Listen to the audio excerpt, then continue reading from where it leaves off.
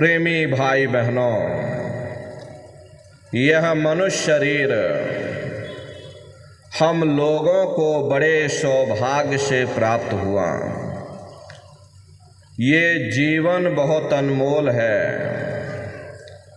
उस परम पिता परमात्मा ने हमको यह जीवन केवल इसीलिए दिया है ताकि हम जीते जी उस प्रभु की भक्ति करके अपनी जीवात्मा का कल्याण कर सकें। ये 5 तत्वों का पुतला, ये पंच भौतिक शरीर हम लोगों को एक निश्चित समय के लिए मिला हुआ। एक निश्चित समय को हम आप नहीं जानते हैं, किंतु जिसका ये मकान है, जिसका ये शरीर है, वो अवश्य ही जानता है। और समय पूरा हो जाने पर मकान मालिक जबरदस्ती इस मकान को खाली करवा देगा।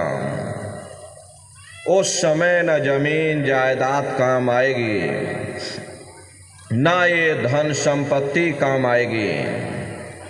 जीवात्मा को निकाल करके इस शरीर से बाहर कर दिया जाएगा।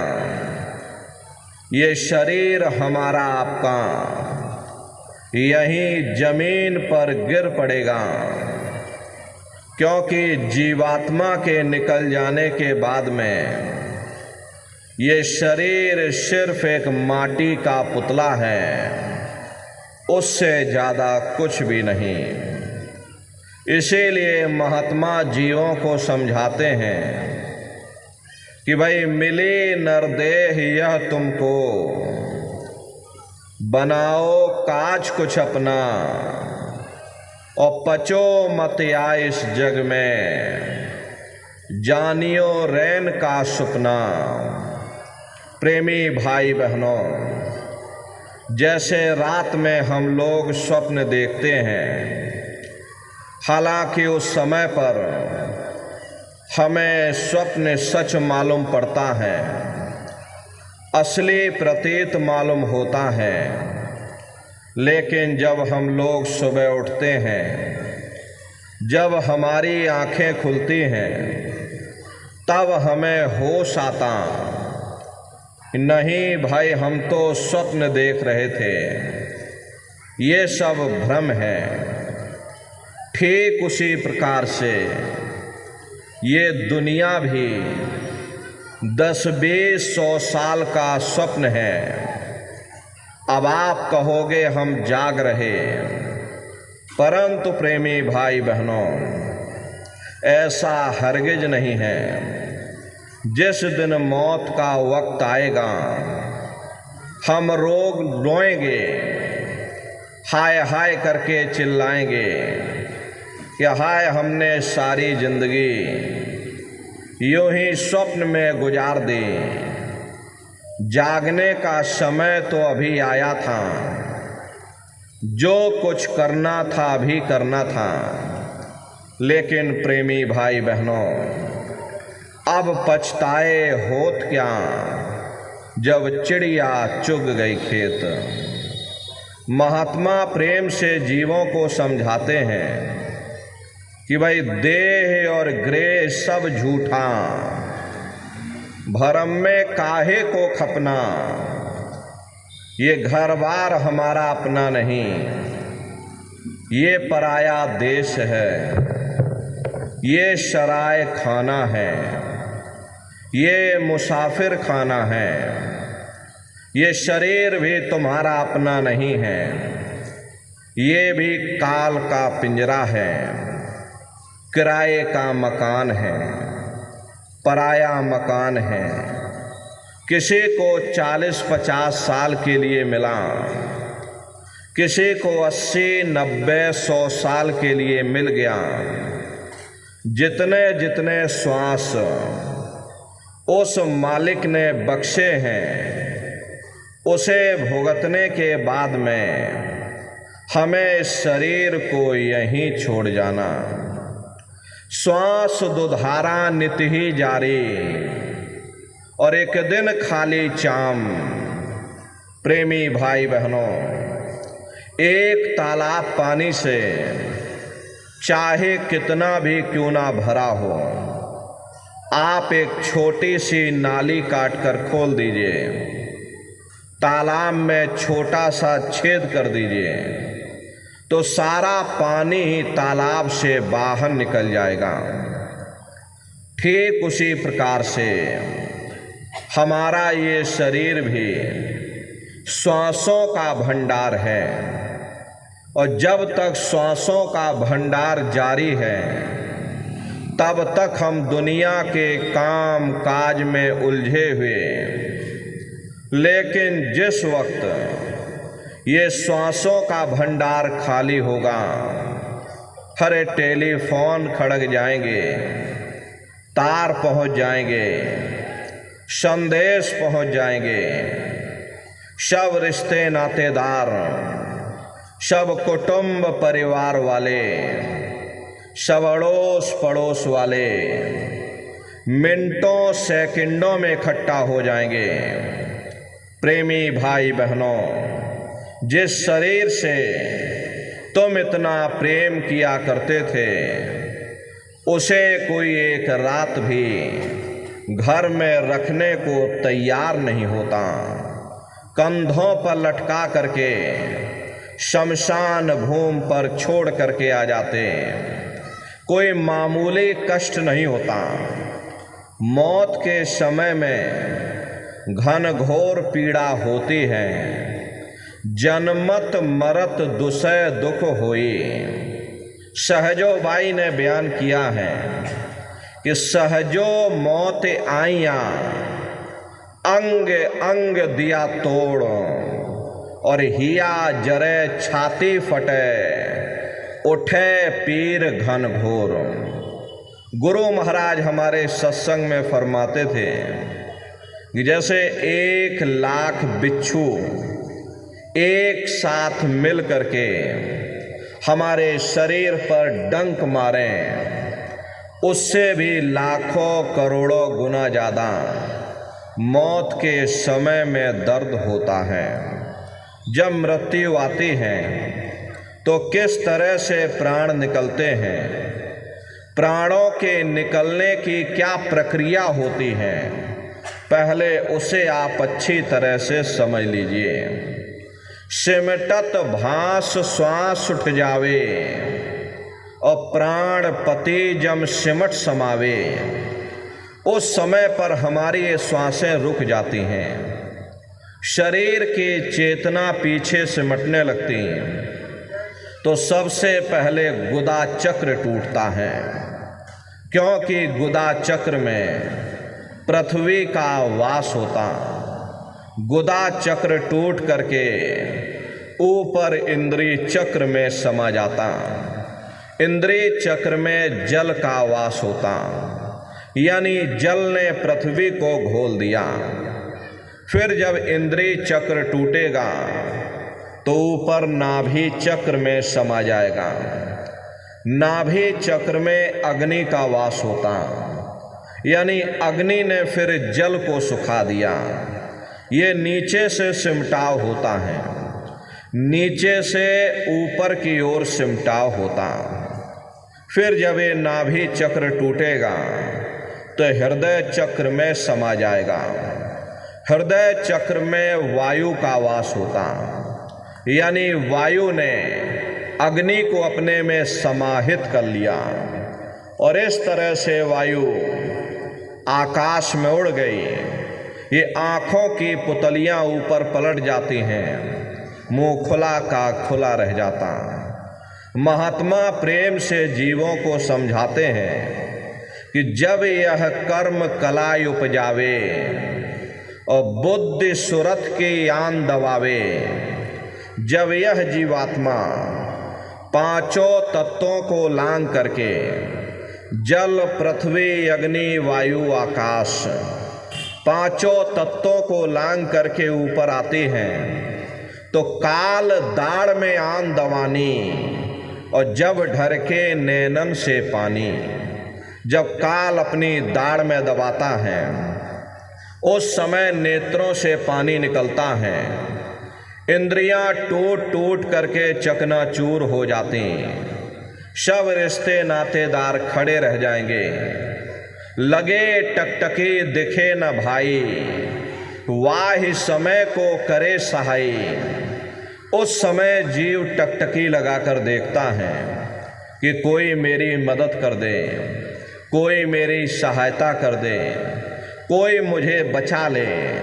लेकिन प्रेमी भाई बहनों, सब नात रिश्तेदार, कुटुंब परिवार वाले, सगे संबंधी, भाई बंधु सब खड़े रह जाते हैं। डॉक्टर वैद्य हकीम सब घेरे रह जाते हैं, लेकिन उस समय आपको कोई बचा नहीं पाता। यमदूत आते हैं, प्राणों की डोरी को तोड़ देते हैं और जीवात्मा को खींच करके इस शरीर से बाहर कर दिया जाता है। जैसे ही तुम्हारी जीवात्मा शरीर से अलग हुई, ये शरीर हमारा मिट्टी हो जाता। फिर इस मिट्टी को एक रात अपने घर में कोई रखने को तैयार नहीं होता।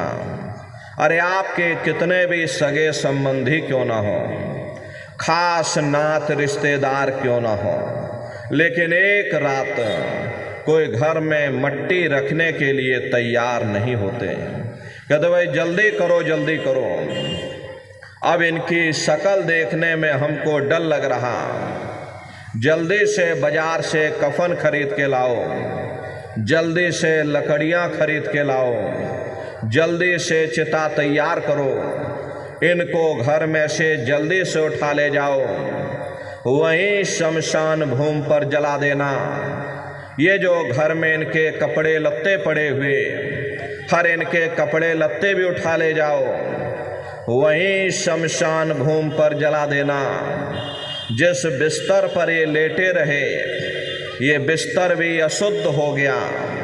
अब इनकी छुई हुई चीज हमको घर में एक नहीं चाहिए, इसलिए इनका बिस्तर भी उठा ले जाओ, वहीं शमशान भूमि पर जला देना। लेकिन उसने कोई सोने की अंगूठी पहनी होगी, गले में कोई सोने की चेन पहनी होगी, उसे धीरे से उतार करके जेब में रख लोगे। बस वही एक अशुद्ध नहीं होगा और बाकी सब अशुद्ध हो जाएगा। हरे महात्मा कहते हैं कि भाई कुटुंब परिवार मतलब का, और बिना धन पास नहीं जाए। ये रिश्ते नातेदार, ये कुटुंब परिवार वाले, ये सब स्वार्थ के संगी साथी हैं। हरे प्रेमी भाई बहनों, आज तुम्हारी जेब में पैसा है तो सब जैसे तैसे तुमसे रिश्तेदारियां कायम कर लेंगे, लेकिन आज जेब खाली हो जाए तो कोई किसी को याद करने वाला नहीं। 13 दिन बाद 13वीं मना दोगे, लड्डू पूड़ी पकवान बना करके खिला दोगे, फिर जाने वाले को कोई याद नहीं करता। अभी बूढ़े बुजुर्गों से पूछा जाए कि क्या तुमको तुम्हारे माँ बाप की याद आती है, तो कहेंगे भाई नहीं आती। क्यों नहीं आती? अरे तुम्हारे माँ बाप थे, तुमको पाला पोसा बड़ा किया, खुद बेचारे भूखे रहे होंगे, तुम्हारा पेट पाला होगा, तुमको तुम्हारे माँ बाप की याद क्यों नहीं आती? क्योंकि तुम्हारे सामने तुम्हारे लड़के बच्चे हो गए, तुम्हारे नाती पोता पंती और संती हो गए, इसलिए तुम अपने माँ बाप की यादों को धीरे धीरे भूल गए और नई यादों में धीरे धीरे बस गए। ऐसे ही प्रेमी भाई बहनों, एक दिन सब तुमको भी भूल जाएंगे, कोई किसी को याद करने वाला नहीं। ये कहानी तो शमशान भूमि पर समाप्त हो गई। उधर देखो क्या होता, तुम्हारी जीवात्मा को ले जा करके ऊपर धर्मराज की कचहरी में पेश कर दिया जाएगा। वहाँ पलक झपकते ही तुम्हारे अच्छे और बुरे कर्मों का हिसाब किताब हो जाएगा। धर्मराज तुमको सजा सुना देंगे, ले जाओ इनको फलाने नरक में डाल दो, क्योंकि मैंने इनको मौका दिया था जब ये माँ के गर्भ में उल्टे लटके हुए थे, सिर इनका नीचे था, पैर इनके ऊपर थे।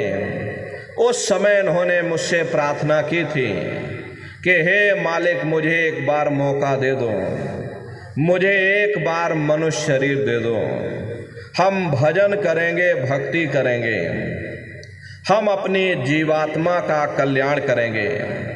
तो मैंने इनकी प्रार्थना को स्वीकार कर लिया और इनको मैंने ये सुंदर सा मनुष्य शरीर दे दिया और कह करके मैंने भेजा था कि भाई ये मनुष्य शरीर ये किराए का मकान है, ये तुम्हारा अपना नहीं है।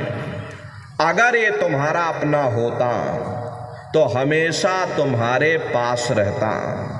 ये तुम्हारा अपना नहीं, ये मैंने तुमको कुछ समय के लिए किराए का मकान दिया है। हाँ, तुम अपनी जीवात्मा को मेरे किराए के मकान में बैठा करके और मालिक की भक्ति करके अपनी जीवात्मा का कल्याण करा लेना। मैंने कुछ समय के लिए तुम सबको ये किराए का मकान दिया है। जब समय पूरा होगा मैं अपने सिपाहियों को भेजूंगा, उस समय पर तुम मेरे मकान को खाली कर देना। लेकिन इतना ध्यान रखना कि जैसा साफ सुथरा मैंने तुमको ये किराए का मकान दिया, वैसा ही साफ सुथरा तुम मुझको वापस लौटाना। लेकिन इस किराए के मकान में बैठ करके इन्होंने अच्छे बुरे कर्म कर डाले।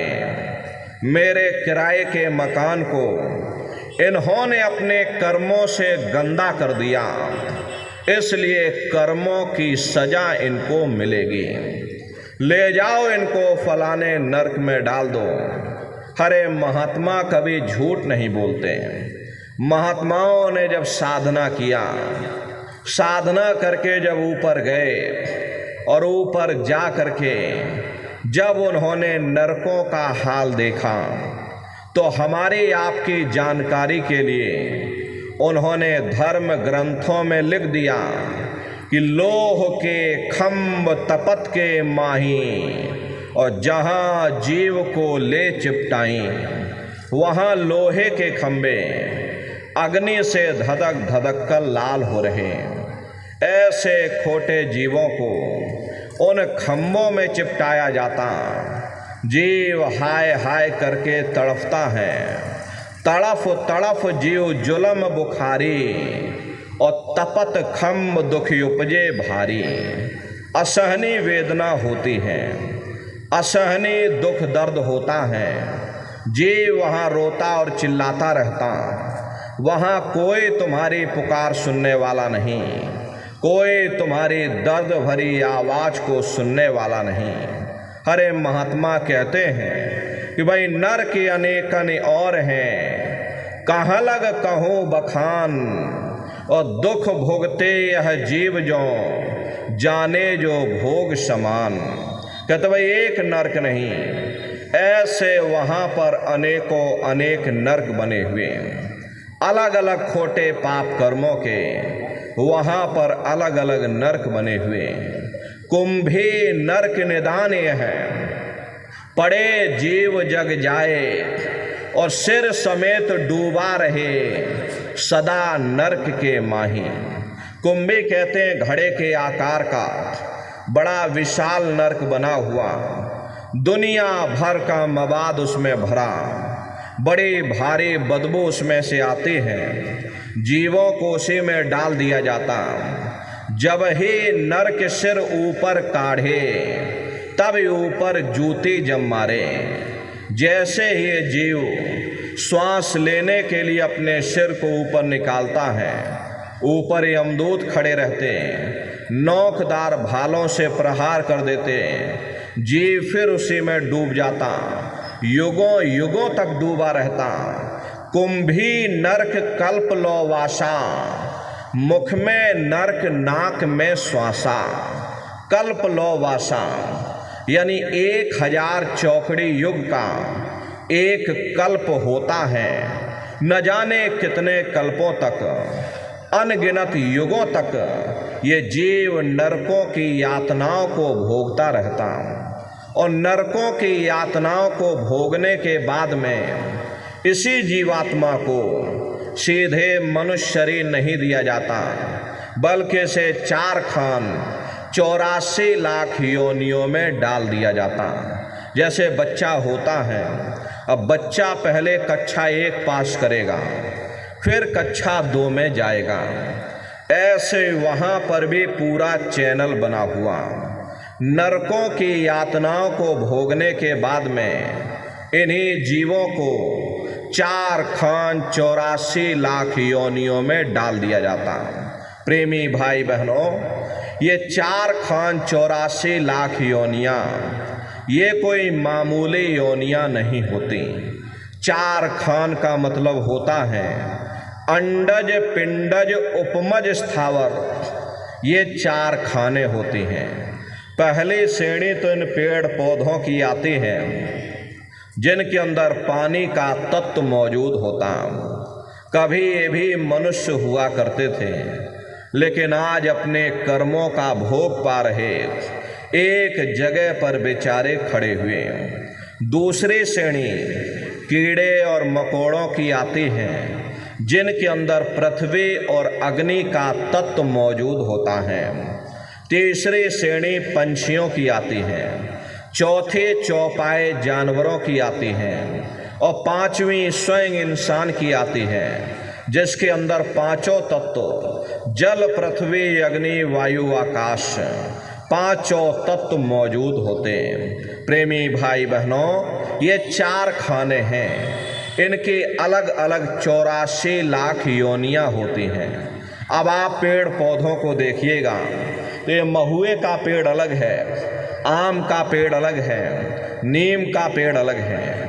ऐसे ही अलग अलग प्रजातियों के कीड़े मकोड़े, अलग अलग प्रजातियों के पशु पंछी, कुल मिलाकर 84 लाख योनियाँ हैं। हम दुनिया के जीव नरकों की यातनाओं को भोगने के बाद में इन्हीं 84 लाख योनियों में डाल दिए जाते हैं। मामूली कष्ट नहीं होता।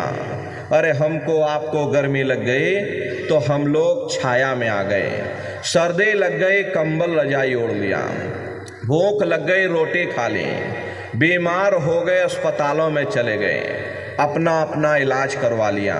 लेकिन देखो इन जानवरों को, क्या गर्मी, क्या सर्दी, क्या बरसात, एक एक रोटी के टुकड़े के लिए बेचारे रोड पर भटकते रहते हैं। किसी का हाथ कट गया, किसी का पैर कट गया, किसी को जीते जी काट डाला, मुर्गी की गर्दन ही मरोड़ डाली।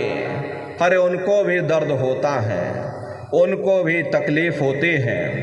मादा बिच्छू होते हैं, मादा बिच्छू की मौत कैसे होती है?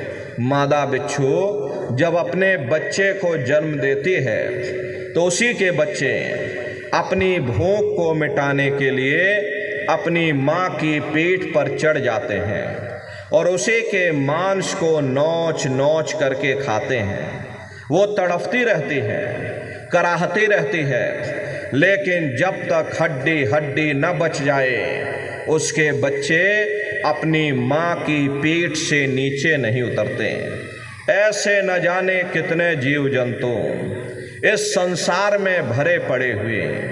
कई जन्म भय कीट पतंगा, कई जन्म भय मीन कुरंगा, कई जन्म पंखी सरफोयो, कई जन्म है वर वृक्ष जोयो, मिल जगदीश मिलन की वरिया और चिरंकार यह देश सजरिया।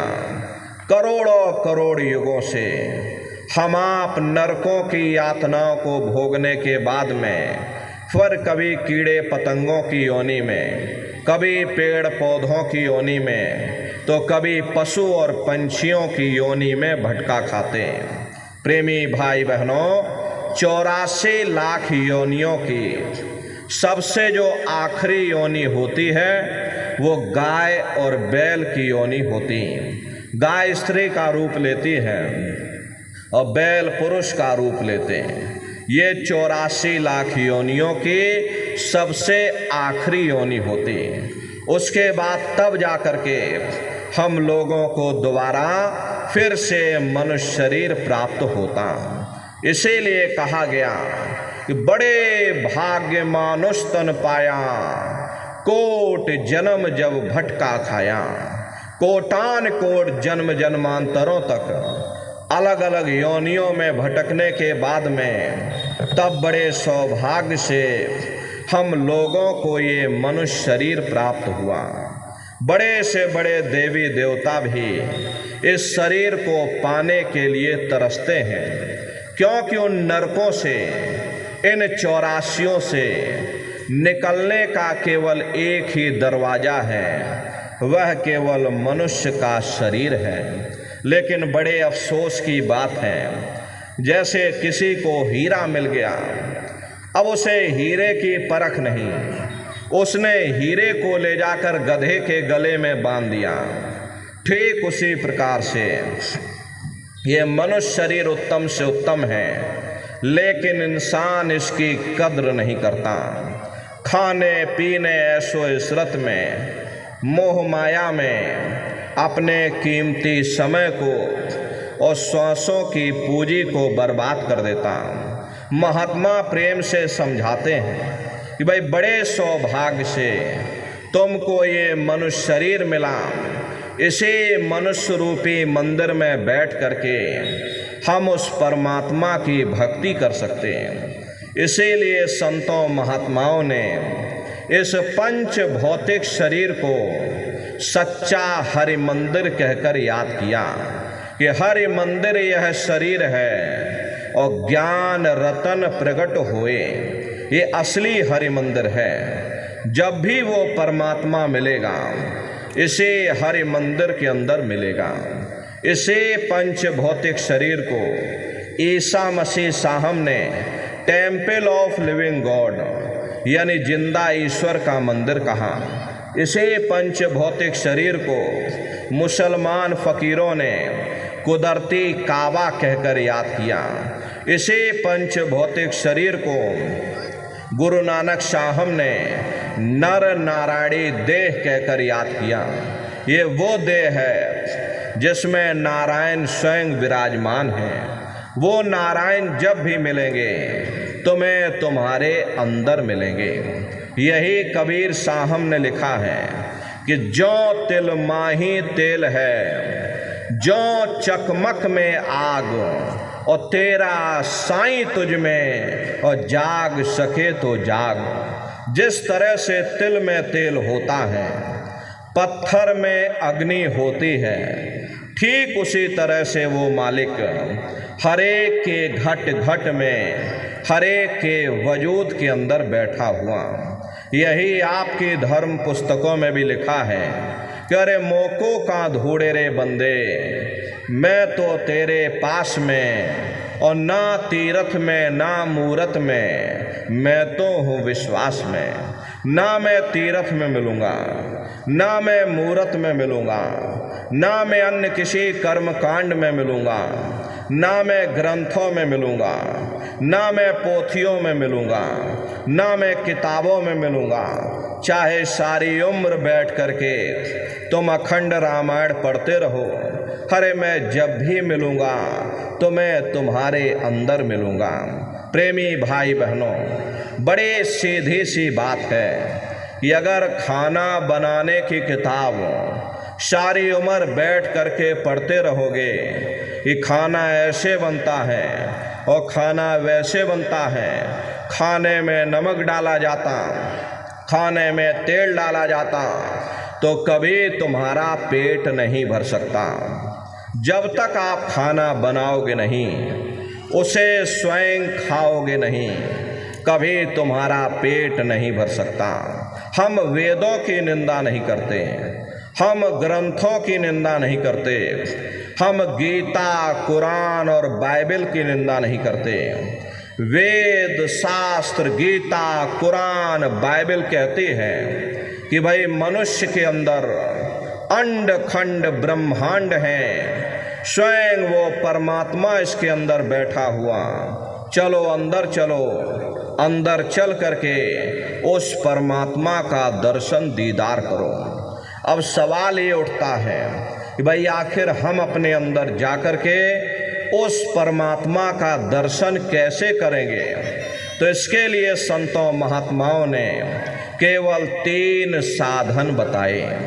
साधन 3 सारुन वर्णे, और साधन सब थोथे मान।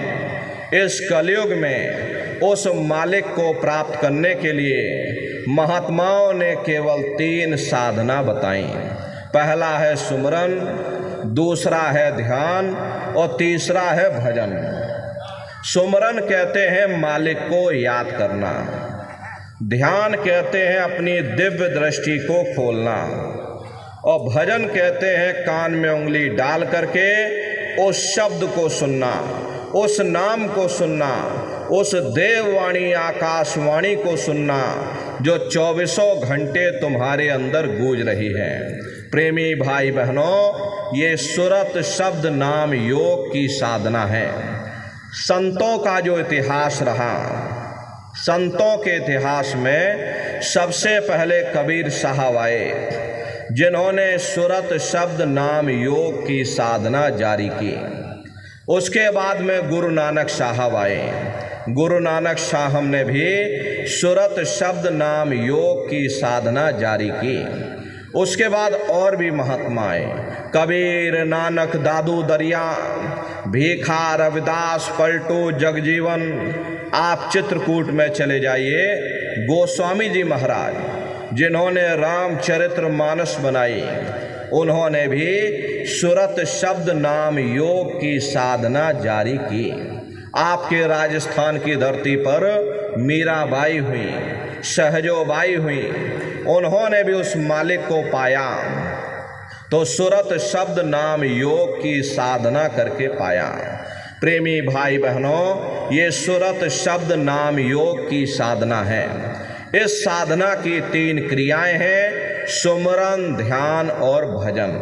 तो कैसे आप लोग सुमरन करोगे, कैसे आप लोग ध्यान और भजन करोगे, बैठ करके अच्छी तरह पहले समझिएगा और फिर घर पर जा करके करिएगा। तो सबसे पहले सुमरन कैसे किया जाएगा? सुमरन करने के लिए एक के नाम को जगाते हैं। जैसे कबीर साहब आए, उन्होंने साहिब नाम सिद्ध किया। गुरु नानक साहब आए, उन्होंने वाहे गुरु नाम सिद्ध किया। गोस्वामी जी महाराज आए, उन्होंने राम नाम सिद्ध किया। मीराबाई आई, उन्होंने गिरधर नाम सिद्ध किया। इसी तरह से हमारे गुरु महाराज जय गुरुदेव नाम सिद्ध करके गए। जय गुरुदेव नाम का जहाज लगा कर गए। अगर इस जहाज पर सारी दुनिया बैठेगी, ये जहाज सारी दुनिया को पार करेगा। एक है साध है सब सध है, सब साध है सब जाए। पहले अपने गुरु की उंगली पकड़ लो, क्योंकि गुरु तुम्हारा सच्चा रहबर है। गुरु गोविंदो खड़े काके लागू पाई, और बलिहारी गुरु आपने जिन गोविंद दियो बताई। महिमा उन्हीं की है जिन्होंने गोविंद को लखा दिया। इसीलिए कहा जाता है कि गुरुर ब्रह्मा गुरुर विष्णु गुरुर देवो महेश्वरः गुरुर साक्षात पर ब्रह्म तस्मै श्री गुरुवे नमः।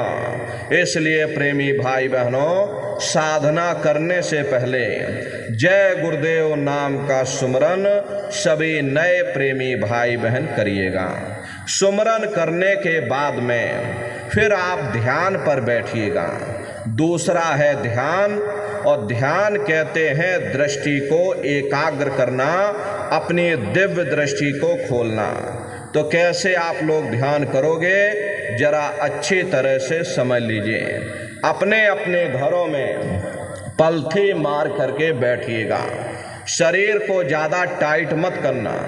बहुत से लोग क्या करते हैं कि अपने शरीर को बिल्कुल टाइट कर देते हैं। यदि आप अपने शरीर को टाइट कर दोगे तो ये शरीर आपका थक जाएगा और फिर शरीर ढीला पड़ जाएगा। इसलिए पहले से ही अपने शरीर को बिल्कुल ढीला छोड़ देना।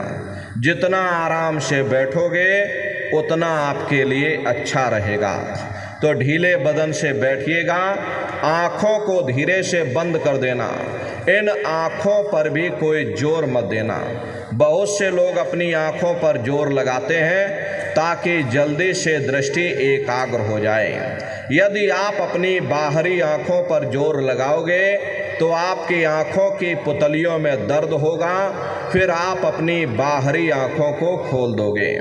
इन बाहरी आँखों का यहाँ पर कोई मतलब नहीं है। जैसे सोते समय धीरे से आँख को बंद करते हो, ऐसे धीरे से आँख को बंद कर लेना।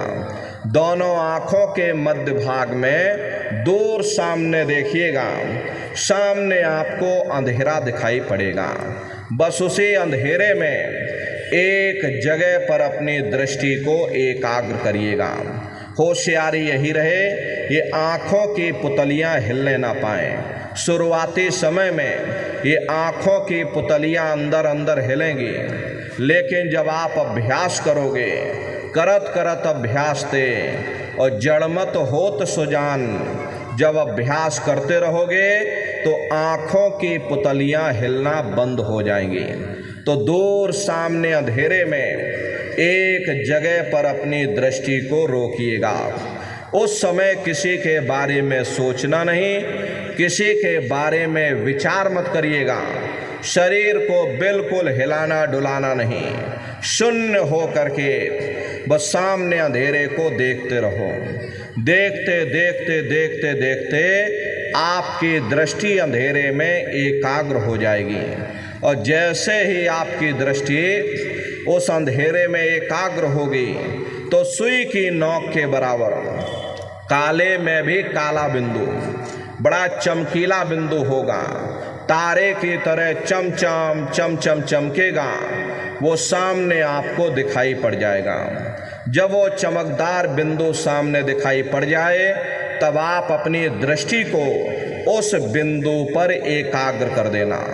जब आप अपनी दृष्टि बिंदु पर एकाग्र करोगे तो बिंदु के चारों तरफ से बड़ा भारी प्रकाश निकलेगा, चक्र की तरह से, और बहुरंगी प्रकाश होगा। वो प्रकाश धीरे धीरे बड़ा होता चला जाएगा। साधक इतना मोहित हो जाता है कि बिंदु को तो छोड़ देता और दाएं बाएं प्रकाश को देखने में लग जाता। जब आप दाएं बाएं प्रकाश को देखने में लग जाओगे, क्योंकि प्रकाश उस बिंदु से निकल रहा और आपने बिंदु को छोड़ दिया, प्रकाश को देखने में लग गए, तो प्रकाश भी गायब हो जाएगा, वो बिंदु भी गायब हो जाएगा, फिर अंतर में अंधेरा छा जाएगा, फिर आपको उतनी मेहनत करनी पड़ेगी। इसलिए दाएं बाएं बिल्कुल मत देखना।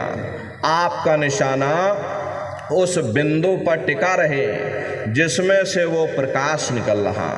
वही बिंदु दरवाजा है, वही बिंदु खिड़की है। उसी को हरि का द्वार यानी कि हरिद्वार कहा गया। जब एक टक हो करके आप उस बिंदु को देखते रहोगे तो वो बिंदु फट जाएगा, वो दरवाजा खुल जाएगा, ये शिव नेत्र खुल जाएगा, ये दिव्य दृष्टि खुल जाएगी और आप दरवाजे के अंदर दाखिल हो जाओगे। एक बार प्रेमी भाई बहनों ये दिव्य दृष्टि खुल जाए, फिर क्या भूत क्या भविष्य और क्या वर्तमान, कोई भेद आपके सामने गुप्त नहीं रहेगा। लाखों वर्ष पहले क्या हुआ था, भविष्य में क्या होने वाला है, आप बैठ करके ध्यान में सब कुछ देख सकते हो। तो यह है ध्यान करने का तरीका। और तीसरा है भजन। गाने बजाने का नाम भजन नहीं है। नाच गाना ढोल मजीरा का नाम भजन नहीं है। भजन कहते उस रूहानी आवाज़ को सुनना जो 24 घंटे तुम्हारे अंदर गूंज रही है। कैसे भजन करोगे जरा अच्छी तरह से समझ लीजिए। ये दोनों उंगली कानों में डाल करके ये कानों को बंद कर लेना। कान इसीलिए बंद किए जाते हैं ताकि बाहर की कोई आवाज़ हमको सुनाई न पड़े। अपनी सुविधा के अनुसार बैठिएगा। कुर्सी पर चाहे कुर्सी पर बैठ जाओ, सोफे पर चाहे सोफे पर बैठ जाना, या कोई तकिया इस तरह से रख लेना। दोनों कोहनी यहाँ रख करके दोनों उंगली कानों में डाल करके ये कानों को बंद कर लेना। बहुत सी हमारी माताएं बहनें हैं, बूढ़े बुजुर्ग हैं, आपके घुटनों में दर्द होता है, रीढ़ की हड्डी में दर्द होता है, आप बैठ करके भजन नहीं कर पाते हो तो आप लेट करके भजन करिएगा। ऐसे सीधे लेट जाना, लेटे लेटे आँख और कान को बंद कर देना।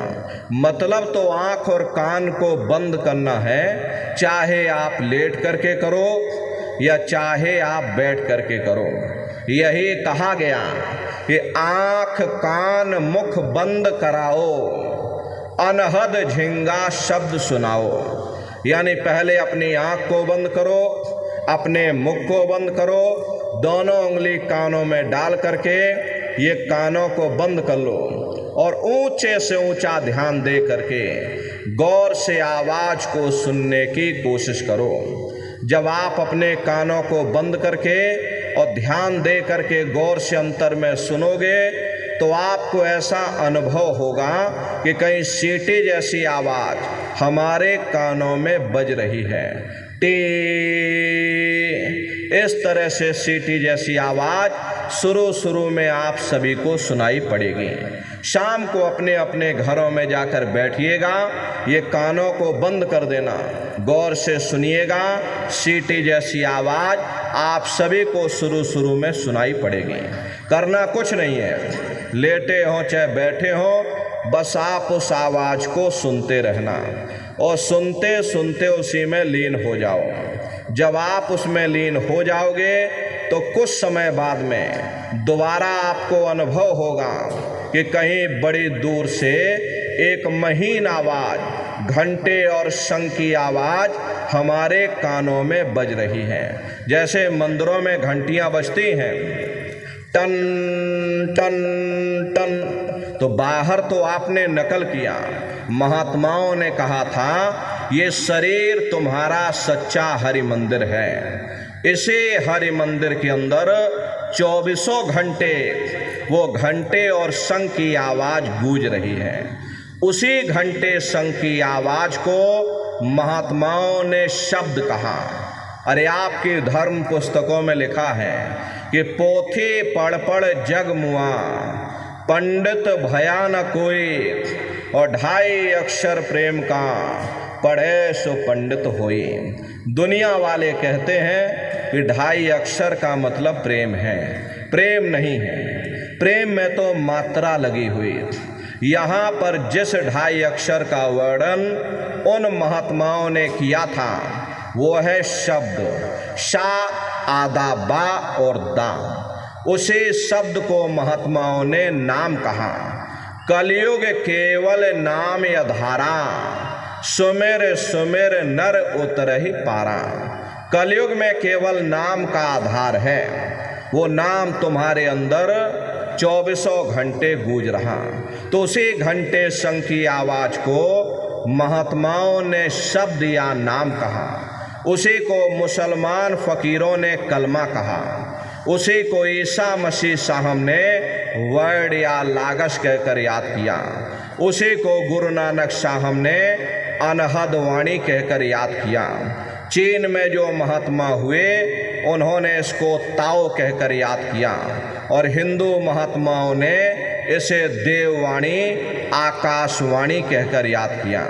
उन अलग अलग महात्माओं ने अपनी अपनी भाषा में हम लोगों को समझाने की कोशिश की कि भाई वो घंटे शंख की आवाज़ तुम्हारे सबके अंदर गूंज रही है, वो आपको सुनाई पड़ेगी। लेकिन शुरुआती समय में आपको ऐसा अनुभव होगा कि कहीं बड़ी दूर पर घंटियां बज रही, टन टन टन, लेकिन सुनाई हर एक को पड़ेगी। प्रेमी भाई बहनों, जब घंटे और शंख की आवाज़ आपको सुनाई पड़ने लग जाए, तब आप सीटी की आवाज़ को छोड़ देना और घंटे शंख की आवाज़ को पकड़ लेना, उसको आप सुनने लग जाना।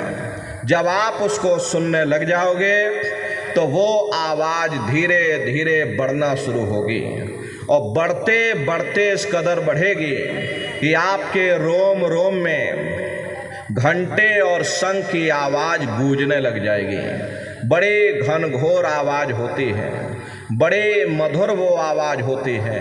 ये जो दुनिया के आप संगीत सुनते हो, उस रूहानी संगीत के सामने ये दुनिया के संगीत कुछ नहीं है। जब आप उस रूहानी संगीत को सुनोगे, इतना भारी आनंद आपके ऊपर छा जाएगा, इतनी खुशी आपको होगी, ऐसा नशा आपके ऊपर चढ़ जाएगा, इतना आप उस आवाज़ में खो जाओगे कि आप सारी दुनिया को भूल जाओगे। प्रेमी भाई बहनों, शंकर भगवान को वही नशा चढ़ा था। शंकर भगवान कोई गांजा भांग नहीं पीते थे। ये तो हमने आपने शंकर भगवान को भी बदनाम कर दिया कि शंकर भगवान गांजा भांग पीते थे, तो चलो हम भी गांजा भांग पिएंगे।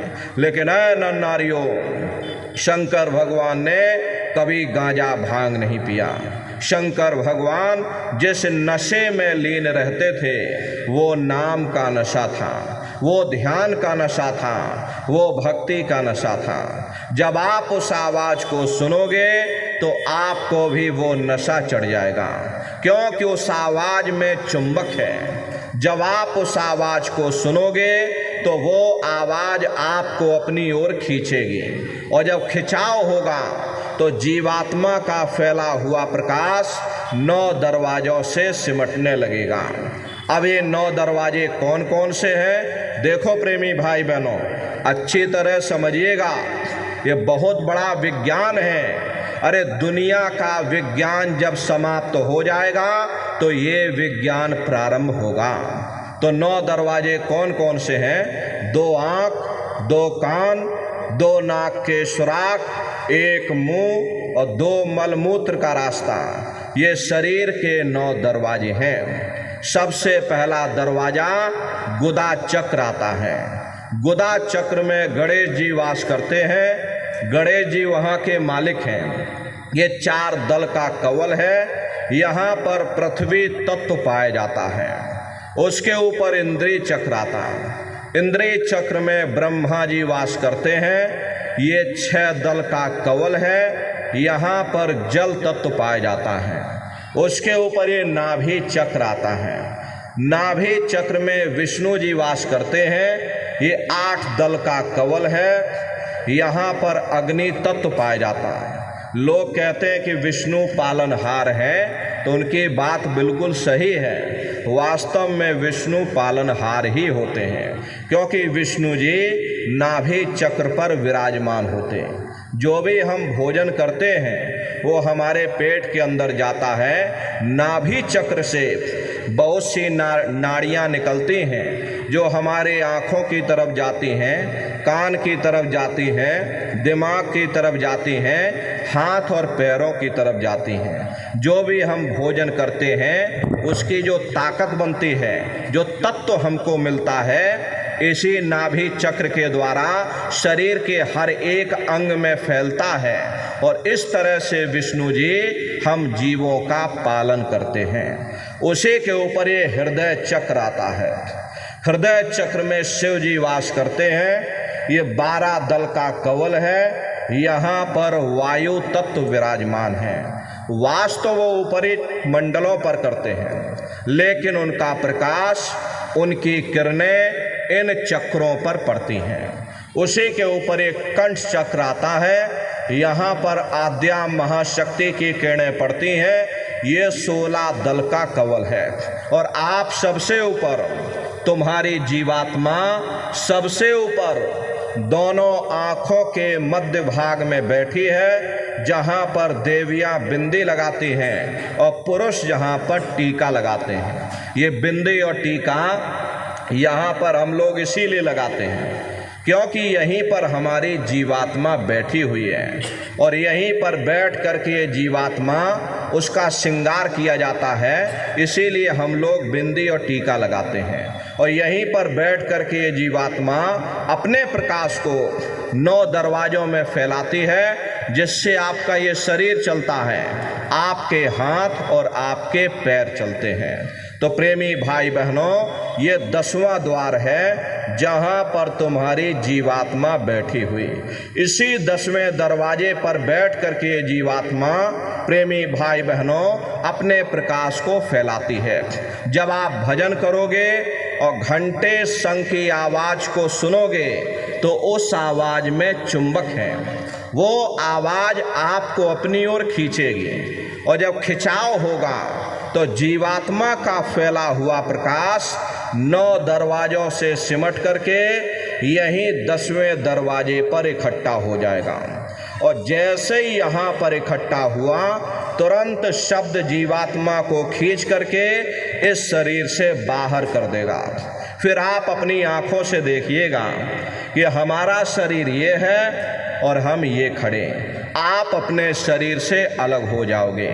जैसे चिड़िया होती है, चिड़िया घोंसले से निकल करके आसमानों की उड़ान भरती है और शाम को फिर अपने घोंसले में आ जाती है, ऐसे ही तुम्हारी ये जीवात्मा इस शरीर रूपी घोंसले से निकल करके ब्रह्मांडों की सैर करेगी, देवी देवताओं के दर्शन करेगी, राम और कृष्ण के दर्शन करेगी और घूम करके फिर अपने शरीर रूपी घोंसले में वापस चली आएगी। प्रेमी भाई बहनों, ये ब्रह्मा विष्णु महादेव जिनकी सारी दुनिया पूजा करती है, आप सभी लोग ब्रह्मा विष्णु महादेव की पूजा करते हो, लेकिन कभी आपने पता नहीं लगाया भाई जिनकी हम पूजा कर रहे हैं आखिर ये हैं कौन। आपने बहुत कथाएं सुनी होंगी, बहुत भागवत की होगी, लेकिन प्रेमी भाई बहनों, आपने कभी ये नहीं पता लगाया भाई जिनकी हम पूजा कर रहे हैं आखिर ये ब्रह्मा विष्णु महादेव कौन हैं, ये कहाँ पर रहते हैं, ये क्या काम करते हैं, इनके माँ बाप कौन हैं, राम कौन है, कृष्ण कौन है, ईश्वर कौन है, ब्रह्म कौन है, पार ब्रह्म कौन है, ये लोग कहाँ पर रहते हैं, तो जरा संक्षिप्त में आप समझिएगा, क्योंकि अगर हम इसका वर्णन करेंगे तो लाखों वर्ष हमको लग जाएंगे, एक लोक का वर्णन नहीं हो पाएगा, इतने विशाल लोक ऊपर बने हुए। लेकिन संक्षिप्त में आपको बता रहे कि किन किन मंडलों को पार करते हुए तुम्हारी ये जीवात्मा अपने 5वें मंडल पर यानी कि सचखंड में पहुँचेगी। प्रेमी भाई बहनों, जब आप भजन करोगे और घंटे शंख की आवाज़ को पकड़ करके जब आप शरीर रूपी घोंसले से बाहर निकल जाओगे तो उसी घंटे शंख की आवाज़ को पकड़कर ये जीवात्मा ब्रह्मांडों की चढ़ाई करती है। पलक झपकते यह जीवात्मा खरबों योजन ऊपर चली जाती है। ये सूरज चांद सितारों को पार करने के बाद सबसे पहले जो आपको लोक मिलेगा उसे महात्माओं ने शिवलोक कहा। शिवलोक वो तमोगुणी स्थान है, वहाँ के मालिक शिव जी हैं, वो पार्वती जी के साथ उस लोक में विराजमान हैं। चैतन्य धार जो ऊपर से नीचे आ रही, जिसे महात्माओं ने गंगा कहा, वह अपना केंद्र बिंदु शिवलोक को बनाती है। इसीलिए शिव जी की जटा में ये गंगा दर्शाई जाती हैं। इस लोक में असंख्यों जीवात्माएं रहती हैं। ये सभी जीवात्माएं शिव स्वरूप में मौजूद होती हैं। जब आप वहाँ पहुँचोगे और शिव जी का जब प्रत्यक्ष दर्शन करोगे तो आपका स्वरूप भी शिव के समान यानी कि शिव स्वरूप हो जाएगा। शिव जी का दर्शन करने के बाद फिर जब आप ऊपर की ओर चढ़ोगे, उसी के ऊपर ब्रह्मा जी का लोक आएगा। ब्रह्मा जी का लोक वो रजोगुणी स्थान है। वहाँ के मालिक ब्रह्मा जी हैं। वो गायत्री, सावित्री और सरस्वती के साथ उस लोक में विराजमान हैं। वहाँ पर वेद ध्वनियाँ सदा उस लोक में उच्चारण होती रहती। और ब्रह्मा जी का दर्शन करने के बाद फिर घंटे और शंख की आवाज़ को पकड़ करके फिर जब आप ऊपर चढ़ोगे, उसी के ऊपर विष्णु लोक आएगा। विष्णु लोक वो सतोगुणी स्थान है। वहाँ के मालिक विष्णु जी हैं। उनका बड़ा मनमोहक स्वरूप है। उनकी 4 भुजाएं हैं और चारों भुजाओं में शंख, गदा, पद्म और चक्र सुशोभित हैं। और आप क्षीर सागर में लक्ष्मी जी के साथ विराजमान हैं। ये तीनों देवता ब्रह्मा, विष्णु, महादेव अपने अपने लोक में बैठ करके राज कर रहे हैं। एक रचयिता है जो जीवों को रचता है, एक पालनहार है जो जीवों को पालता है, और एक संहार करता जो जीवों को नष्ट कर देता। इनकी जो माता हैं वो आद्या महाशक्ति हैं। ब्रह्मा, विष्णु, महादेव लोक के ऊपर वो आद्या महाशक्ति का लोक आता है। और उसी लोक को पार करने के बाद सबसे पहला देश पड़ता है, या यूँ कह लीजिए कि पहली राजधानी पड़ती है, जिसे महात्माओं ने सहस दल कवल कहा। वो राजधानी है। ये ब्रह्मा, विष्णु, महादेव के जो लोक हैं उस राजधानी के अंतर्गत आने वाले जिले हैं। आप इस तरह से समझिए जैसे आपके उत्तर प्रदेश की राजधानी लखनऊ है, रायबरेली आपका जिला है। इसी तरह से प्रेमी भाई बहनों, वो सहस दल कवल राजधानी है। राजधानी का जो मालिक है वो निरंजन भगवान है। ये ब्रह्मा, विष्णु, महादेव ये निरंजन भगवान के ही पुत्र हैं। और ये आद्या महाशक्ति ये निरंजन भगवान की अर्धांगिनी हैं। और निरंजन भगवान स्वयं तीनों लोकों के मालिक हैं। उन्हीं को त्रिलोकीनाथ कहा जाता। हिंदू उन्हीं को परमात्मा कहते, मुसलमान उन्हीं को खुदा कहते, ईसाई उन्हीं को गॉड कहते। ये जल एक है। अब जल को चाहे आप पानी कह लो, चाहे आप नीर कह लो, चाहे आप वाटर कह लो। इसी तरह प्रेमी भाई बहनों, वो परमात्मा एक है। हम लोग लफ्जों के झगड़े में उलझे हुए हैं। प्रेमी भाई बहनों, घंटे और शंख की आवाज़ जो हर इंसान के अंदर गूंज रही है, वो आवाज़ उन्हीं के मुखार बिंद से हो रही है। निरंजन भगवान का जो स्वरूप है वो ज्योतिष स्वरूप है। 1000 बाती की अखंड ज्योति वहाँ पर बराबर जल रही है। हम आप मंदिरों में ज्योत जलाते हैं, ये तो हम आप उसकी नकल करते हैं। महात्माओं ने आपको चिन्ह बता दिया कि भाई उनका ऐसा स्वरूप है, तो हम लोग यहाँ पर नकल करने लगे।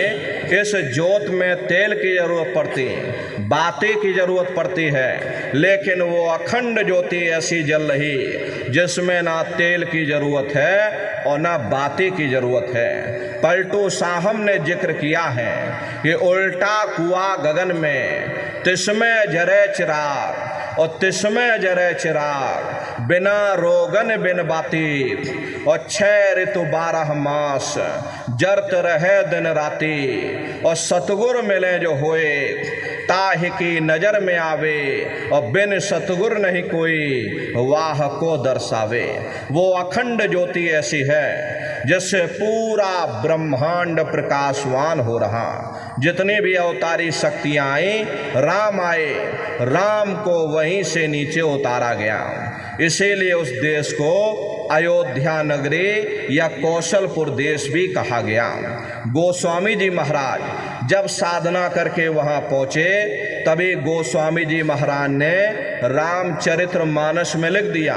क्या उन्होंने रामचरितमानस में लिखा? देखिए, गोस्वामी जी महाराज कहते हैं कि मोद्यो नैन त्रिशत में भयो, पुन चितवत कौशलपुर गयो। जब मैंने अपने बाहर की आंख बंद की, मेरी अंतर की आंख खुल गई और मैं क्या देख रहा हूँ, मैं कौशलपुर देश में पहुँच गया। मोह विलोक राम मुस्काई, मुझे देख करके राम भगवान प्रसन्न हो गए। उन्होंने ऊपर जाने का मुझे रास्ता दे दिया।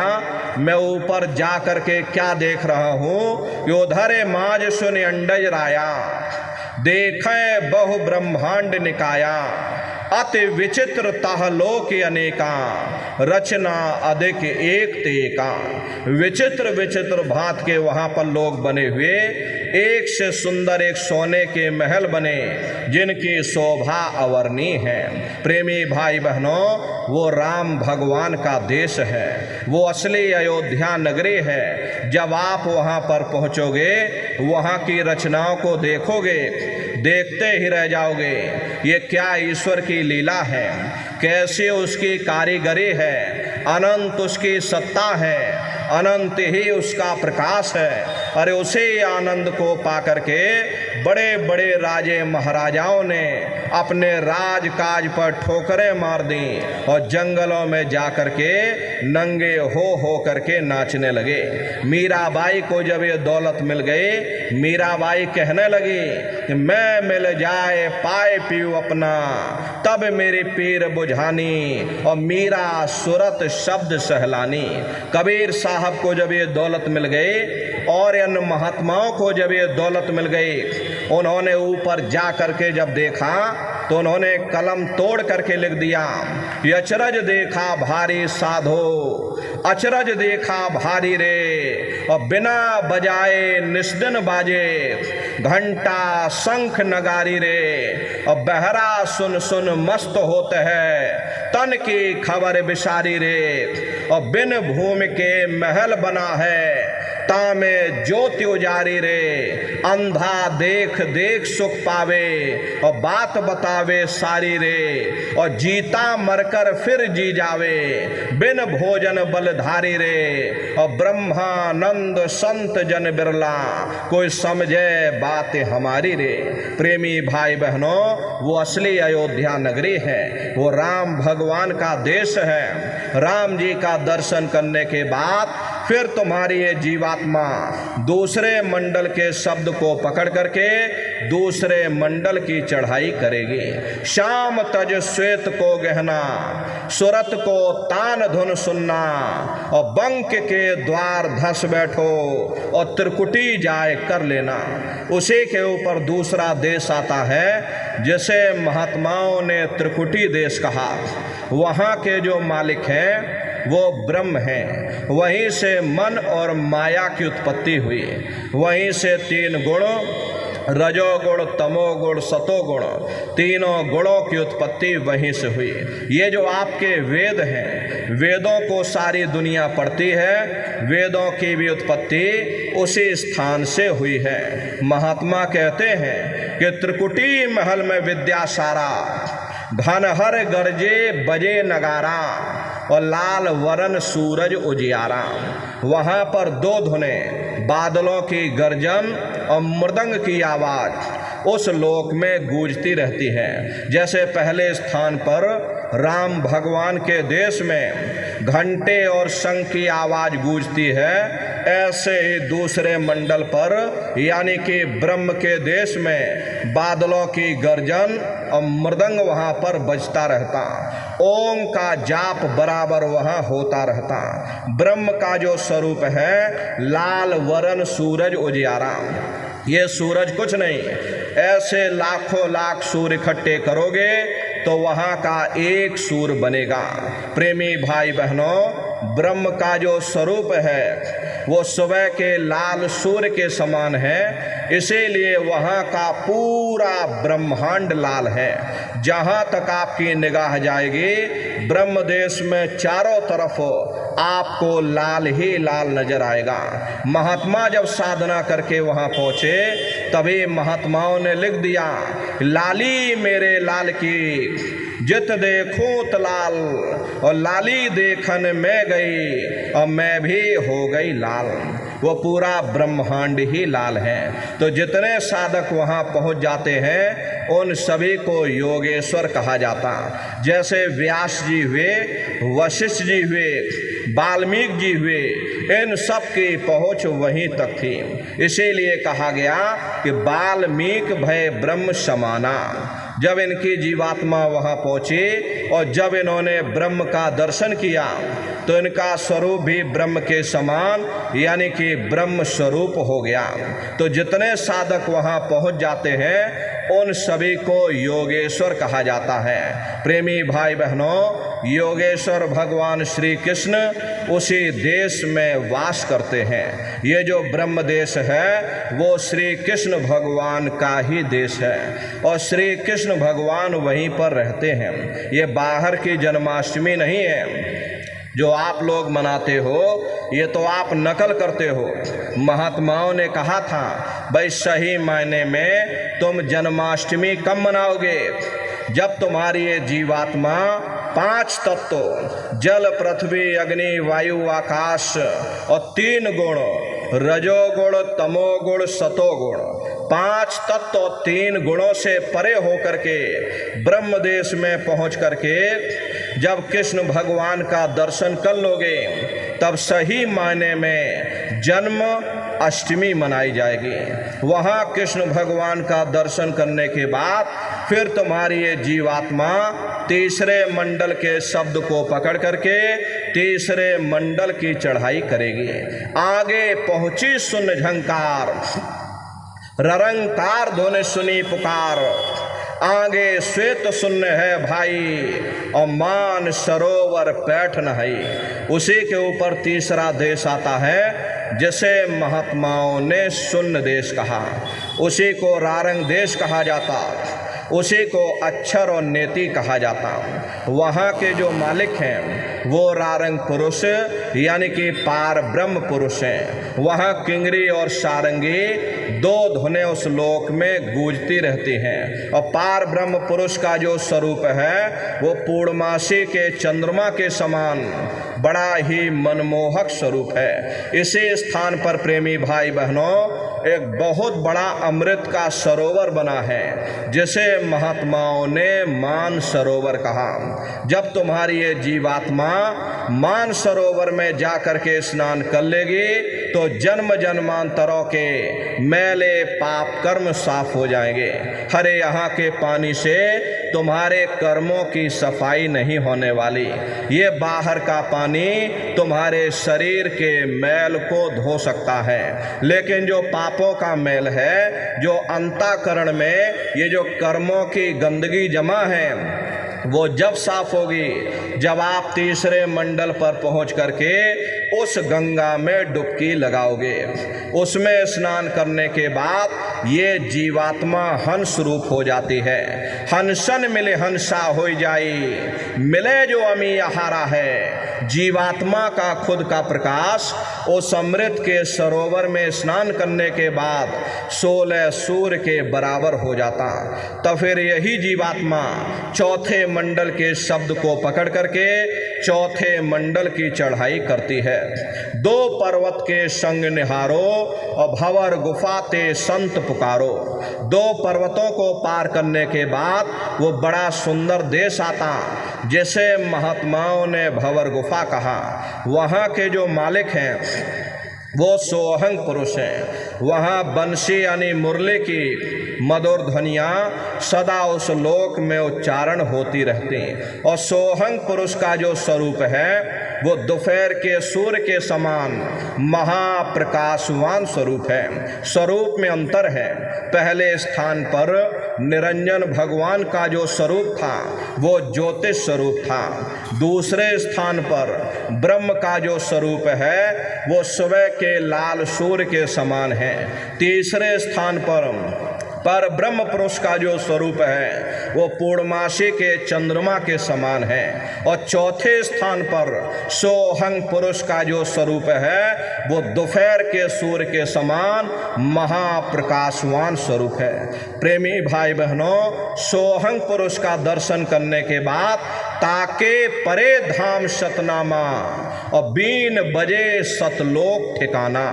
सोहंग देश के ऊपर वो 5वां देश आता है जिसे महात्माओं ने सचखंड देश कहा।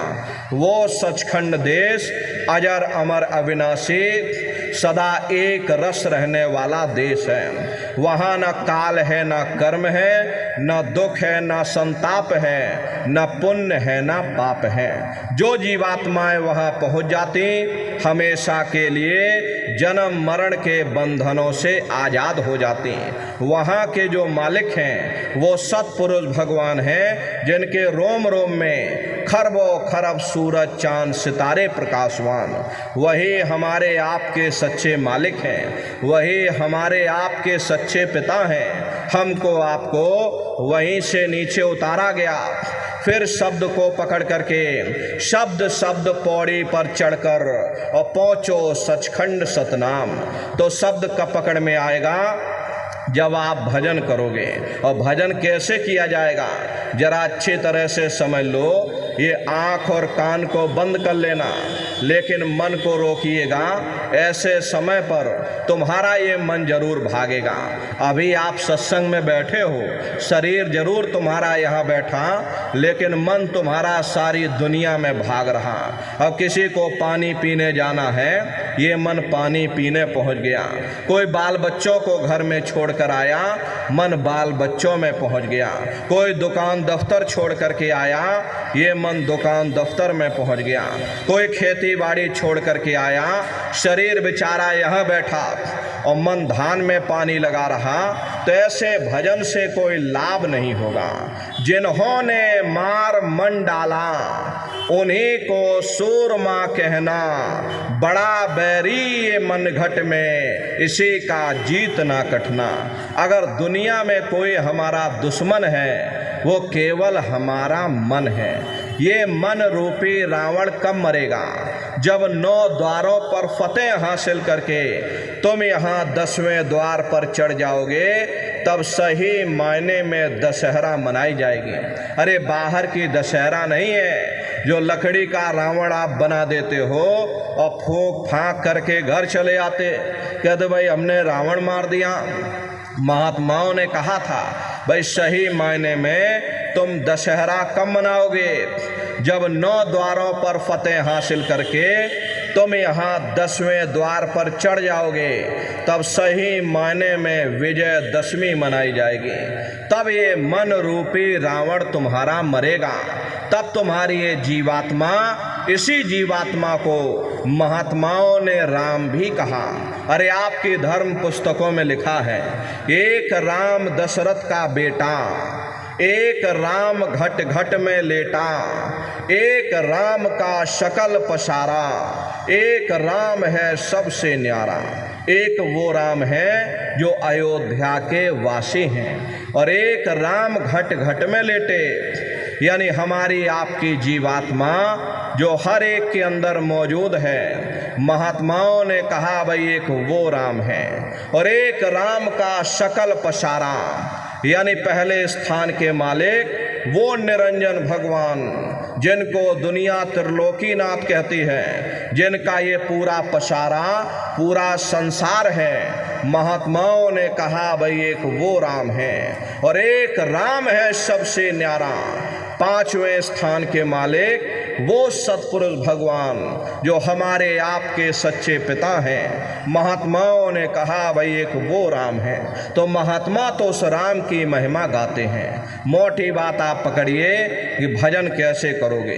तो आँख और कान को बंद कर लेना, ऊंचा ध्यान दे करके सुनिएगा। शुरू में सीटी जैसी आवाज़ आप सभी को सुनाई पड़ेगी, उसे आप पकड़ लेना, उसे आप सुनते रहना। कुछ समय बाद में दोबारा आपको अनुभव होगा कि कहीं बड़ी दूर से एक महीन आवाज़, घंटे और शंख की आवाज़ हमारे कानों में बज रही। जब घंटे शंख की आवाज़ आपको सुनाई पड़ने लग जाए, तब आप सीटी की आवाज़ को छोड़ देना और घंटे शंख की आवाज़ को पकड़ लेना। एक बार प्रेमी भाई बहनों आप उस आवाज़ को पकड़ लो, फिर वो आवाज़ आपको नहीं छोड़ेगी, खींच करके शरीर से बाहर कर देगी। फिर रोज आना, रोज जाना, रोज ब्रह्मांडों की सैर करना, रोज देवी देवताओं के दर्शन करना, रोज राम और कृष्ण के दर्शन करना, और घूम करके फिर अपने शरीर रूपी घोंसले में वापस चले आना। तो सुमरन, ध्यान और भजन, ये 3 क्रियाएं आपको बताई गई। रास्ता सच्चा है, आप करोगे तो आपको अनुभव होगा, दिखाई भी देगा और सुनाई भी पड़ेगा। लेकिन नित्य नियम से अभ्यास करिएगा, नागा नहीं होने पाए।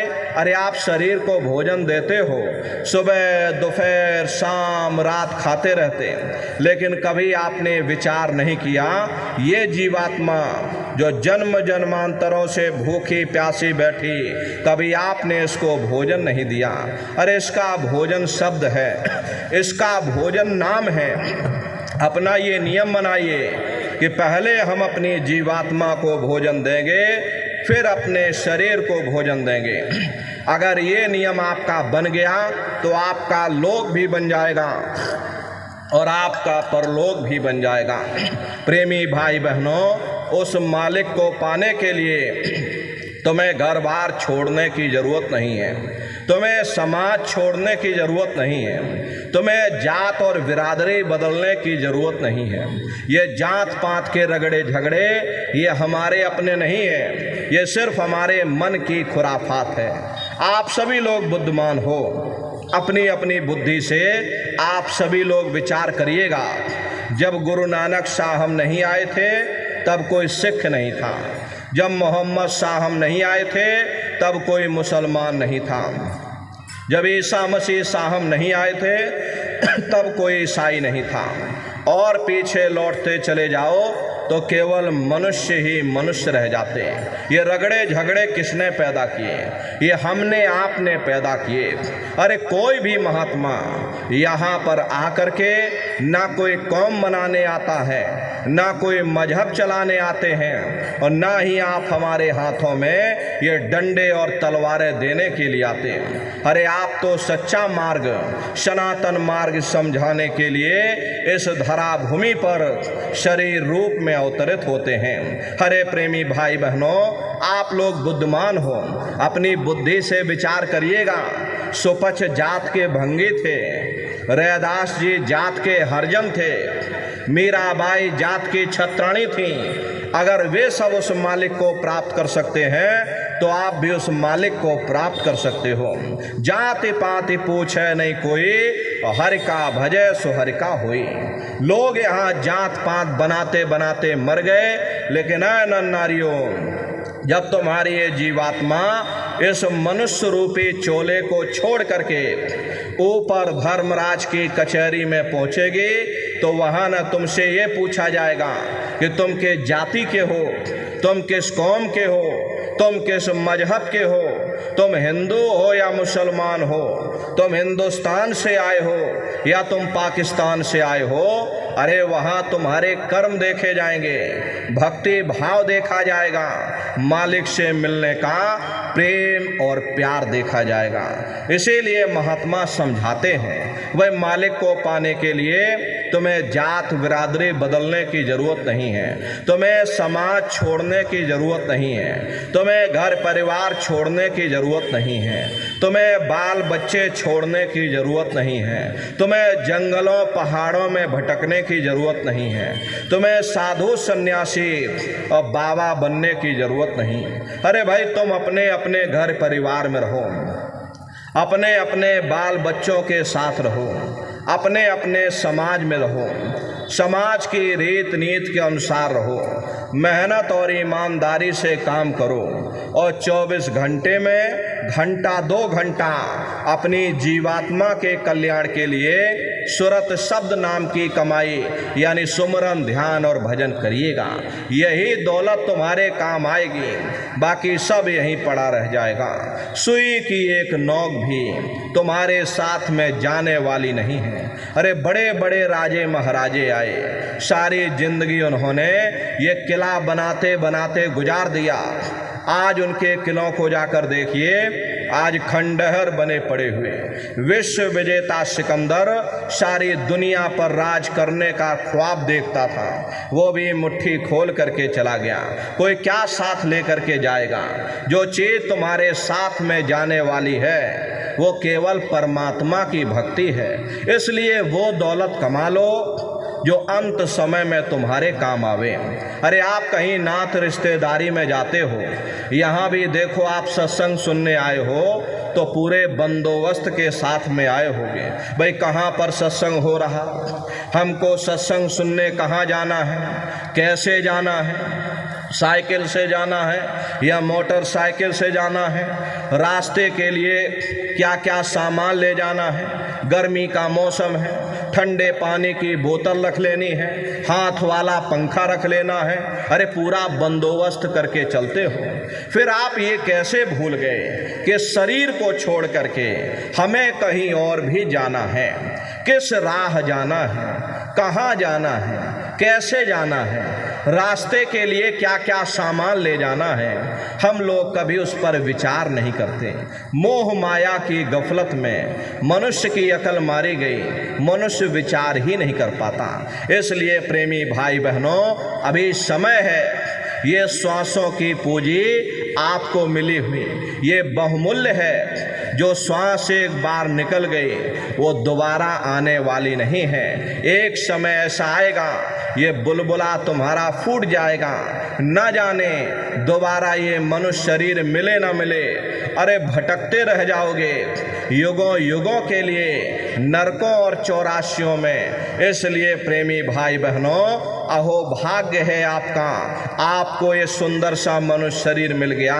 इस मनुष्य रूपी मंदिर में बैठ करके वो आत्म धन कमा लो, वो रूहानी खजाना कमा लो, जिससे तुम्हारी जीवात्मा का कल्याण हो जावे।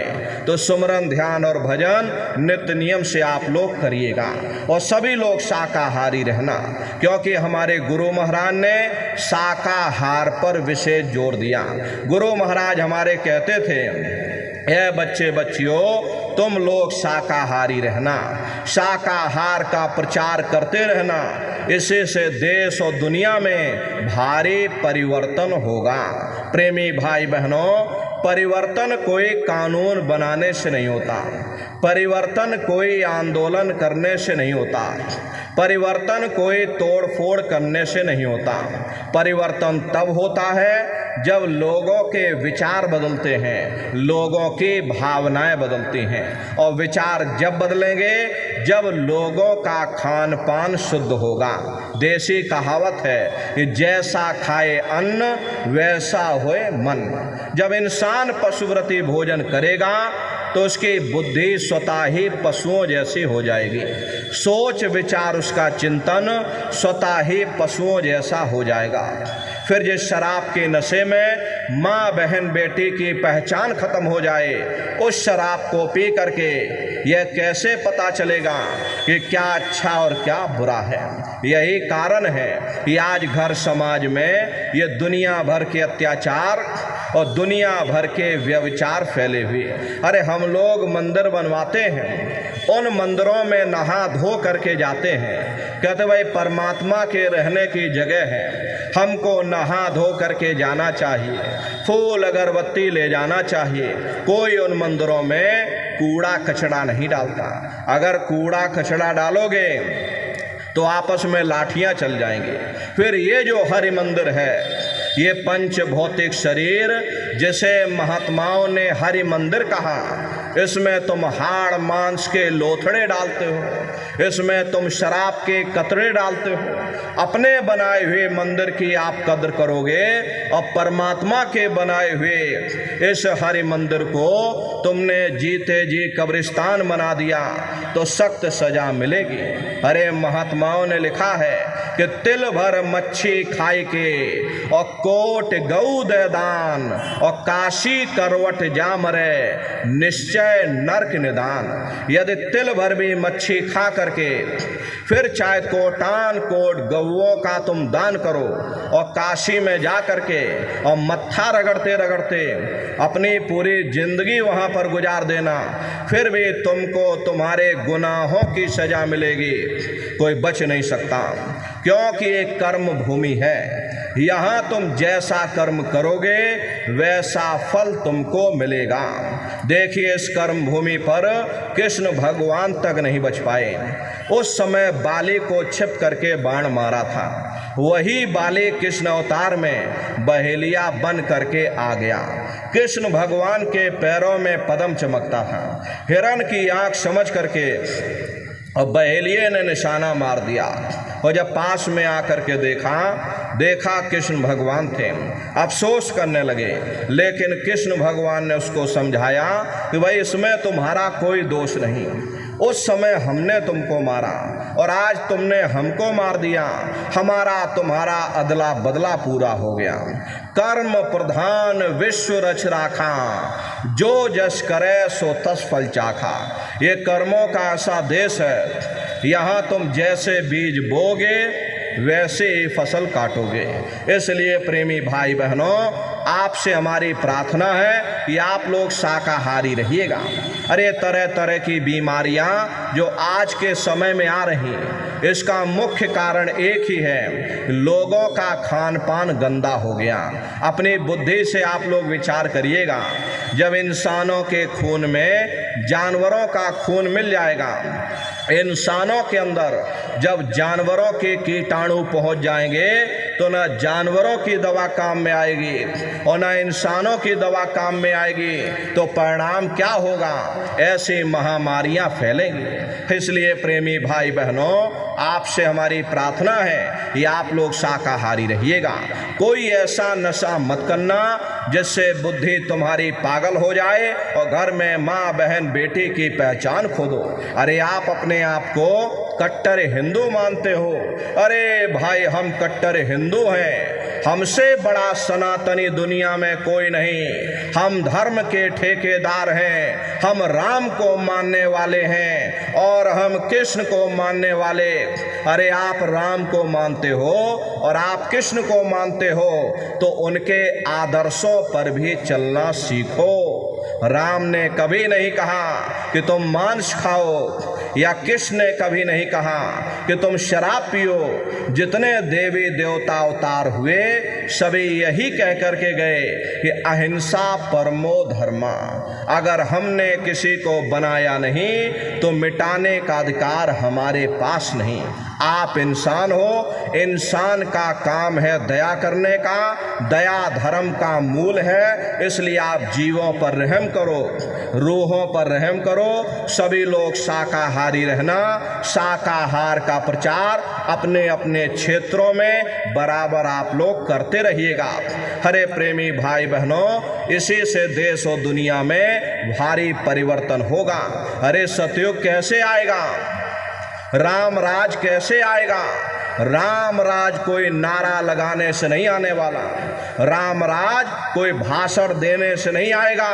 राम राज जब आएगा जब आप लोग धर्म का प्रचार करोगे, और धर्म का प्रचार करने की जिम्मेदारी हम सभी प्रेमी भाई बहनों की है, क्योंकि हम सभी लोग अपने गुरु के मेहनत और पसीने के जलाए हुए चिराग हैं।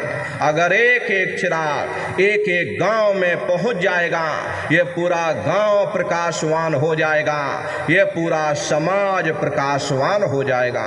गुरु महाराज के संदेशों को जन जन के बीच में पहुंचाने की जिम्मेदारी हम सभी प्रेमी भाई बहनों की है। हमारे गुरु महाराज कह करके गए, बच्चा गांव गांव में तुम भजन केंद्र की स्थापना करो, गांव गांव के लोग भजन करने लग जाएं, गांव गांव में सत्संग होने लग जाए, गांव गांव के लोग शाकाहारी हो जाएं, गांव गांव के लोग सदाचारी हो जाएं, गांव गांव के लोग चरित्रवान हो जाएं, आंखों में माँ बहन बेटी की पहचान कायम हो जाए। जब हमारा गांव बदल जाएगा, ये पूरा समाज बदल जाएगा, निश्चय ही कलयुग में सतयुग आ जाएगा।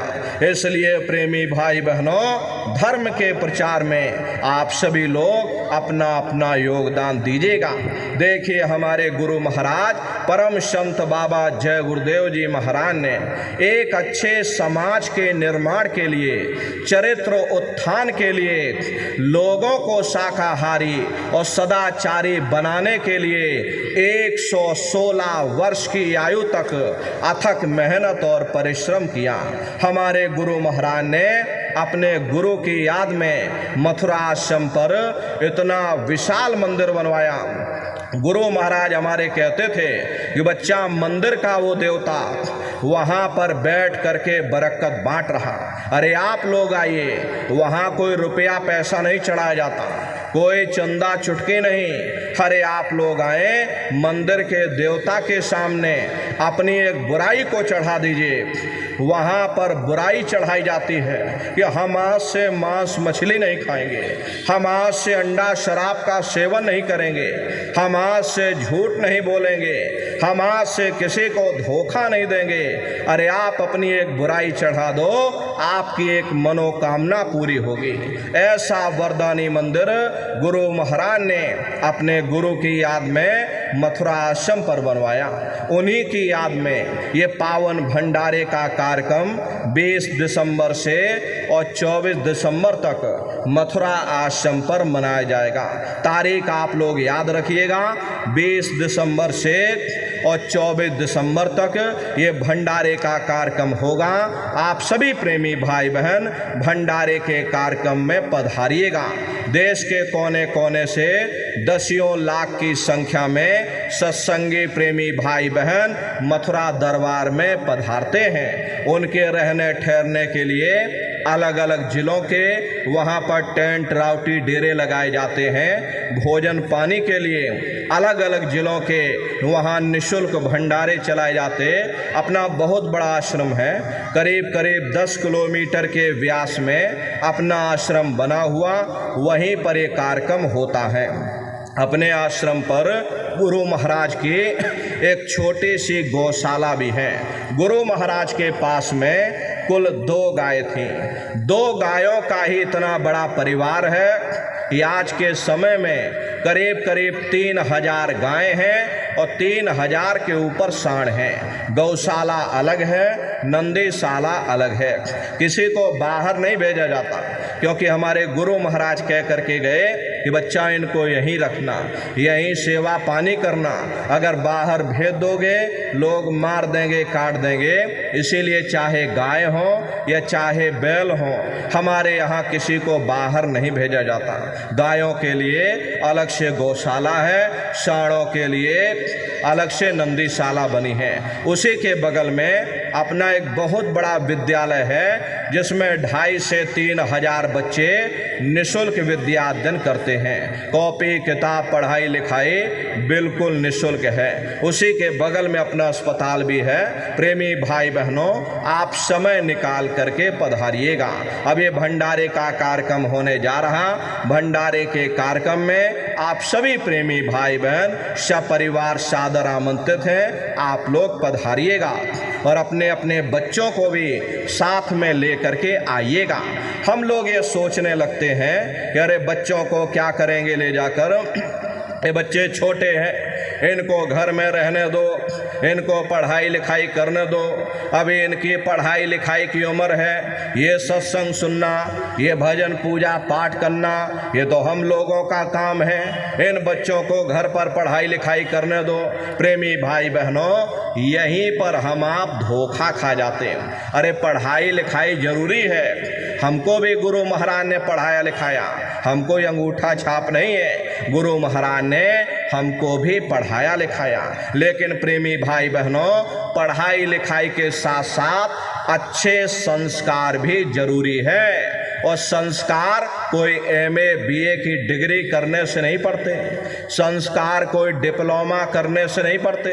अगर MA BA की डिग्री करने से बच्चों के अंदर संस्कार पड़ गए होते तो हिंदुस्तान में इतने वृद्धाश्रम न खोले जाते।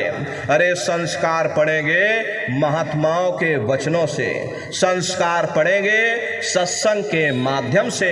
ये बच्चे देश के भविष्य हैं। इन बच्चों के अंदर अच्छे संस्कार डालना ये समय की बहुत बड़ी मांग है।